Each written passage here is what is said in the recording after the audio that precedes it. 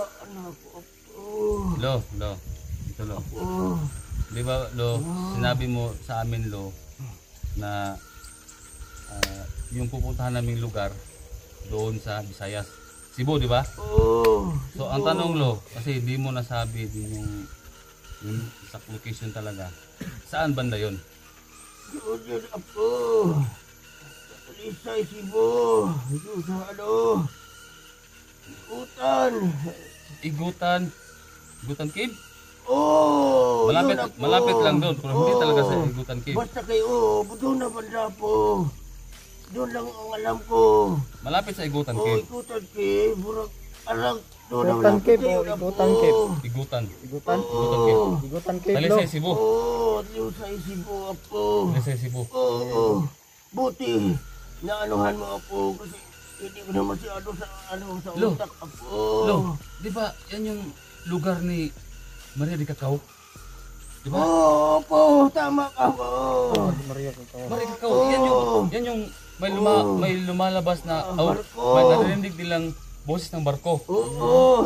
Diyan yan. Sa Igutan Cave. So, ibig sabihin, Lo, kilala mo si... Punong-puno ng mga kakao ko. Punong-puno ng kakao. So, ibig sabihin, Lo, kilala mo si Maria de Cacao? Noong panahon yun, Apo. Tol, tanongin natin, Tol, si Lolo. Lo! Apo. May tatanong ko sa'yo. Diba? Yan, para maliwanag sa atin lahat. Itanong mo lang, Apo. Kasi dami din kasing na nalilito sa nangyari. So, ito, Lo, ang tanong ko sa'yo, Lo. Nung kahapon, no? Apo. Dahil hindi ka nagpapakita, di ba sabi mo na mahina ka na, Totoo, Apo. meron kang ipapadala na sugo para magbasbas doon sa mga bola, no? Pakatulaan din nila, Apo. So, ito, Lo, ang tanong ko, totoo ba yun? Apo.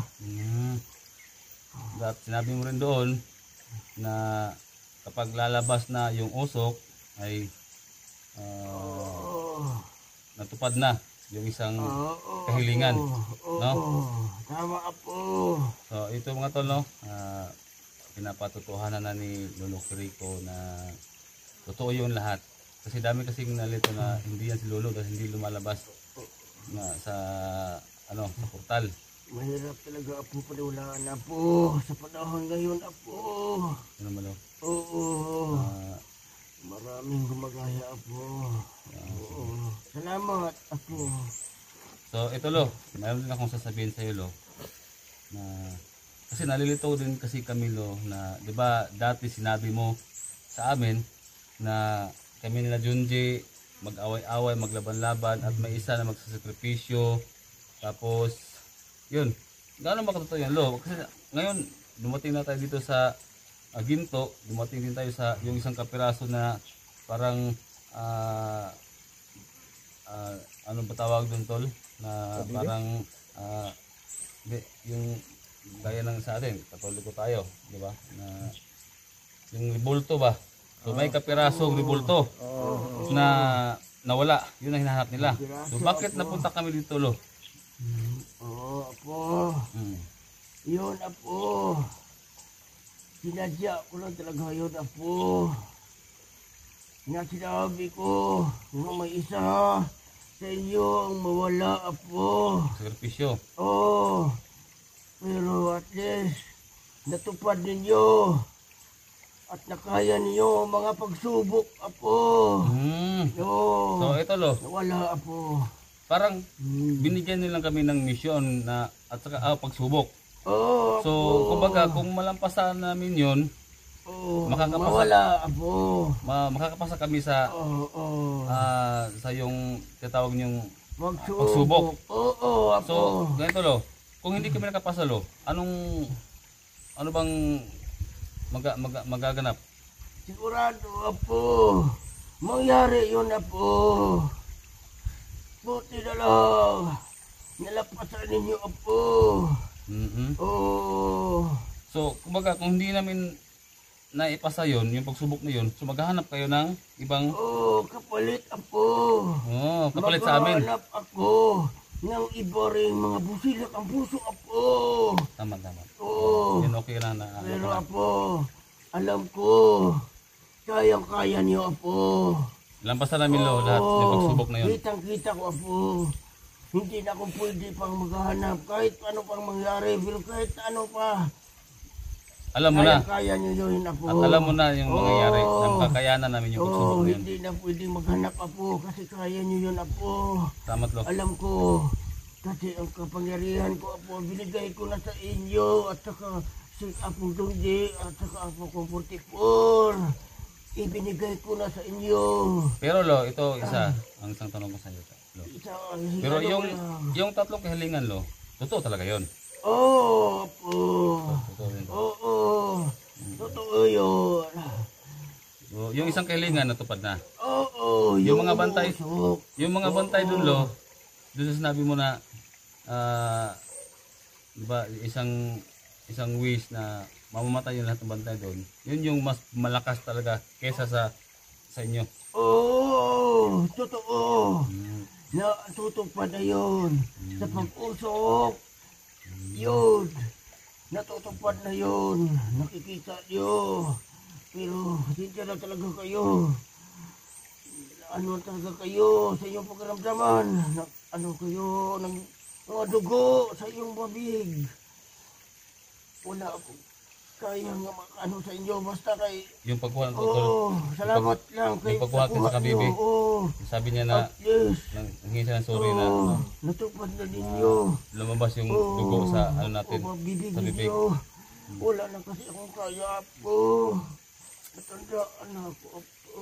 Lo, ito lo. Oh. Di ba lo, sinabi mo sa amin lo na yung pupuntahan naming lugar doon sa Visayas, Cebu, di ba? Oh. So ang tanong lo, kasi hindi mo nasabi din yung exact location talaga. Saan banda yon? Doon ako. Sa Talisay, Cebu. Doon sa ano. Igutan. Igutan Cave?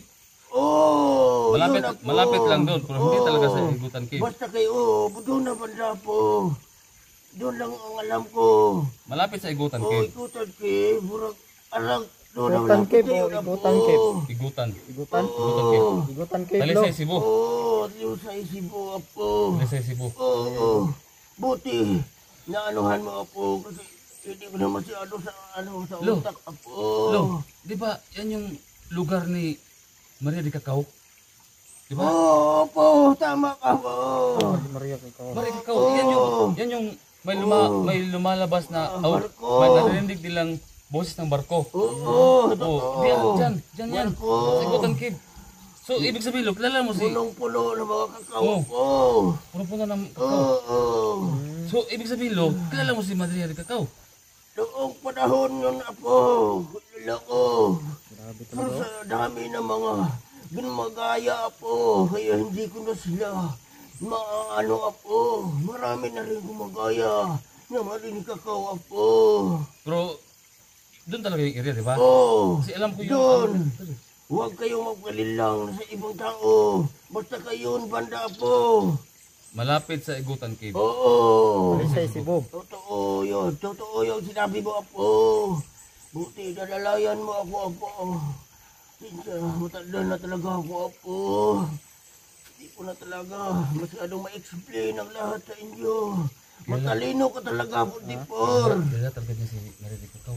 Oh. Matagal na si Lolo eh. Kasi yun yung mga haka-haka talaga dyan sa Cebu. Pinaunang panahon pa to. Oo, dati kahit na yan tol, nasa ano yan, nasa history yan eh. Mm. Na dyan doon lalabas talaga yung Lalabas yun. barko ni Maria Cacao. Isang mulay barko. Wala silang nakikita barko, pero Wala. naririnig nila yung boses ng barko. Magumuulan na. Tapos apo. pag babaha, Oh. maraming lalabas na mga kakao nakalutang sa Oo. Pag oras na ilabas sila, ang dami-daming kakao apo. Ipalabas sila ang malakas na ulan. Parang babaha. parang dadaan ang malaking barko. Bali, hindi ka kao, Apo. Tama yun, Apo. Totoo yung sinabi mo, Apo. Mag-ingat laga-laga kayo dyan sa lugar na yan, Apo. Nangangailangan taga kayo ng mga supply, mga pagkain ninyo dyan, Apo. Kasi matagal-tagalan din kayo, Apo, bago kayo makapasok sa lugar na yan, Apo. Pero Lo, walang ilang days na kailan kami mag-stay doon. Wala, hindi mo stay. Oh, Hindi sigurado. Hindi sigurado, walang siguraduhan kung di ilang wala.